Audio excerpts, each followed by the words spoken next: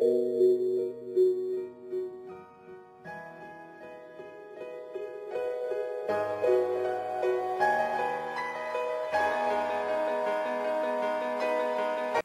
to Coming to New England. My name is Jonathan Rodriguez, and my guest today is my brother-in-law. Thank you for being here. Thank you for having me. What is your full name? Michael Guadalupe. Oh, when and where were you born? I was born in Boston, Massachusetts. 3 words that will best describe you as a person. I'd say bold, real, and creative. Probably the best way to describe me. That's cool. That's good. Where does your family come from? Most of all my family is from Mass. I have a lot of family in the South, mainly Mississippi. So a little bit of Mississippi, and then mainly Boston. You know. What is your earliest childhood memory? I remember being 1 year old. I remember vividly being one and where I lived, and I think it was actually Roxbury at the time. You know, being a kid and playing. I even remember people from that time. Yeah, I think that probably is the earliest. Were you there when they did that movie? What movie? Welcome to the Roxbury's or something? Oh, no, I wasn't there for Too that. young, too young. What was your favorite thing to do for fun? As I got old, I loved me as a kid, especially with my brother. I loved playing with we had a lot of action figures, and I think the fun thing about that was our imagination developing, creating things. We would create worlds, we would create stories, you know, as kids, you know, from 8 years old up to like 10 or 11. And then that actually translated out to me creating things as I got older, using that same stuff even as a kid. Oh, that's cool. That's real cool. Yeah. So what was school like for you as a child? What were your best and worst subjects? Where'd you go to school? If you remember the names. I went to, when I was a kid, I went to mainly Boston until I got to 8th grade, then went to Brockton, Mass. And then I went to Brockton High School. But, you know, school for me, I never really liked school, you know. You know, being in a school right now, Yeah. or college, I never really liked school.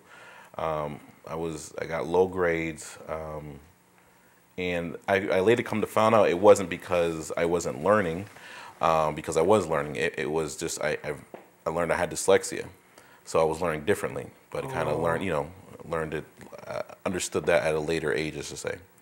I didn't know that. Yeah. You're real smart to me. Yeah, well, self-taught now, so Yeah. that's why, you know. That's cool. What were some of your childhood heroes?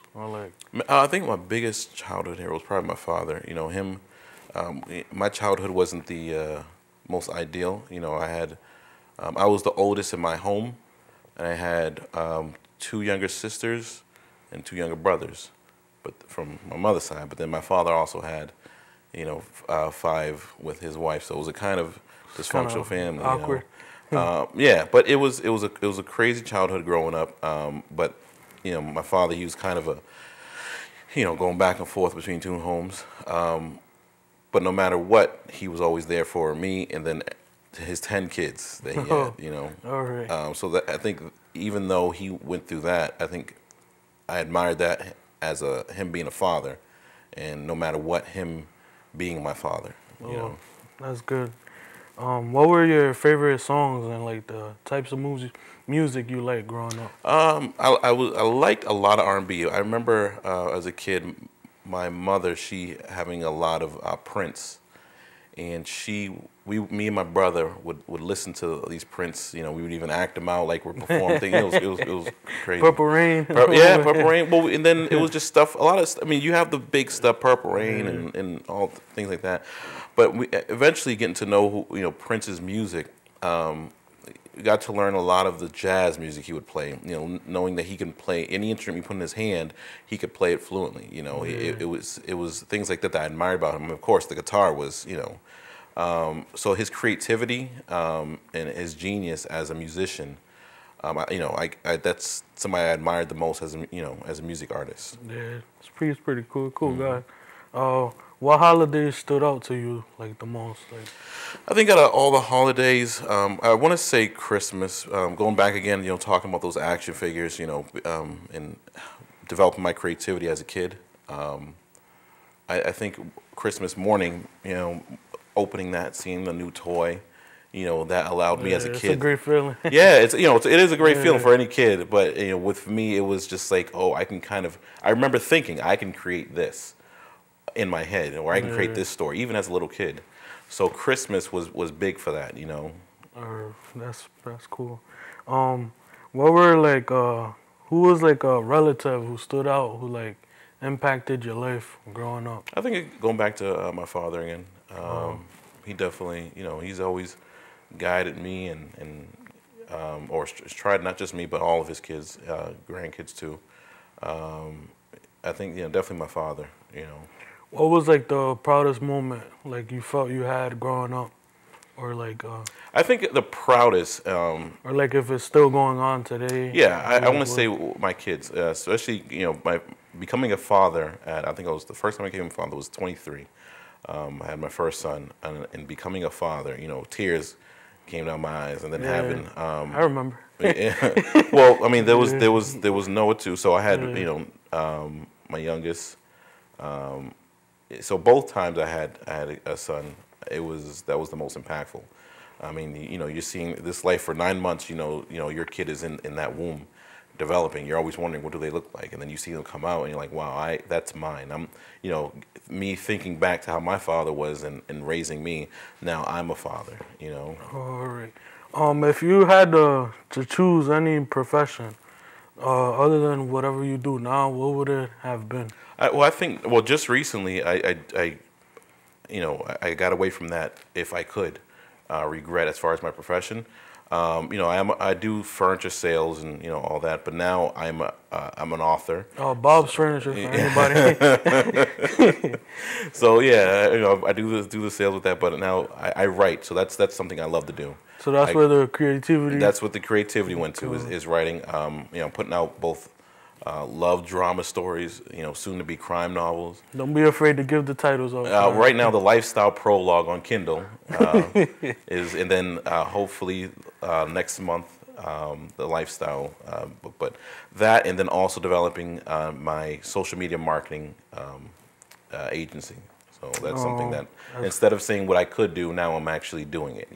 And there's more stuff, but Pretty awesome. you know. Pretty cool. How do you want to be remembered? Like, how do you want? What do you want people to remember you by? Like, what do you think is one thing? I think, well, from my kid's standpoint, to being the best father I could be, to being there for them fully, and them looking up to me. I think everyone else out there, I mean, there's a big part of me that really doesn't care what other people think, but at the same time, if you're going to think about me, I think you would have to. I would want to be remembered as somebody who inspired. You have so many people who are out here who you have so much available to them, and they don't realize it, or they're just so down in whatever life has thrown at them that sometimes they just need to pick me up. So I think someone who inspired somebody to do something is I think I would want to be remembered as that. It's a good thing to help others, to inspire. Yeah, 100%. How is the world today different from when you were like growing up? You were a child. Like what stands out? I mean, I think again, going back to me being a social media marketer, social media has impacted this generation greatly. Facebook, Instagram, all of that. I mean, everyone's connected. Before, we could remember a phone number because we didn't have a cell phone on our hip to just hit a button. News didn't travel across the world so fast. I think the free flow of information is so great today. But at the same time, the lack of patience that a lot of people, because they're so wrapped up in what's on the news feed. Like what's going on? Yeah, I think that's also lacking too. So, It's a good and a bad thing. yeah. Oh, definitely. Yeah, definitely. And I think the another issue is there's so much available out there. There's so much out there that people who are wrapped up in that don't realize it. So before, years ago, you were a go-getter. Today, not so much, but yet there's so much more available. Yeah, it's a couple good points there. What world event has impacted your life, like growing up? It could be an event that happened now, recently. I don't know if you want examples. Yeah, I think the biggest one was 9/11. It didn't like. That's what it was for me too. Yeah, that's like the. I remember being. I want to say it was my sophomore year of high school. I'm dating myself, but sophomore year of high school. I think that's when it happened. I remember hearing about it, and then seeing about it, seeing planes flying low, and then after that, going to war, all that stuff. Everyone was on edge. Security, even to this day, it's Yeah, things have changed, like things the airport and all. You're not as relaxed. I remember right after that, Muslims were feared. Arabs were feared. If you look like you were Muslim or Arab, then you were feared. Yeah. I think that's been the most impactful and has changed the world for I think that's the most rapidly changing event, for me being alive. We're rounding up here. Mm-hmm. Like one of the last questions would be, how would you define the American dream? The American dream for me, I think is the biggest thing is freedom, land of the free. And again, compared to years ago, it was you came to this country, and being an immigrant, and you went after your goal or your dream or something you wanted to do, something that this country allowed you to do. A lot of times today, again, being in this the country we're in, it's a lot of hand-me-outs. There's nobody wants to go and take advantage of that dream anymore. So I think again, there's so much available and so much that you can do. Nobody should be on these streets begging for money because everything's available to you. There's so many resources, free resources at that. So I think we're still in the land of the free, but I think we're kind of tipping away from that a little bit. All right. I want to thank you again for being here, brother-in-law Michael. I appreciate it. This is Jonathan Rodriguez, and you've been watching Coming to America. Thank you. Coming to New York.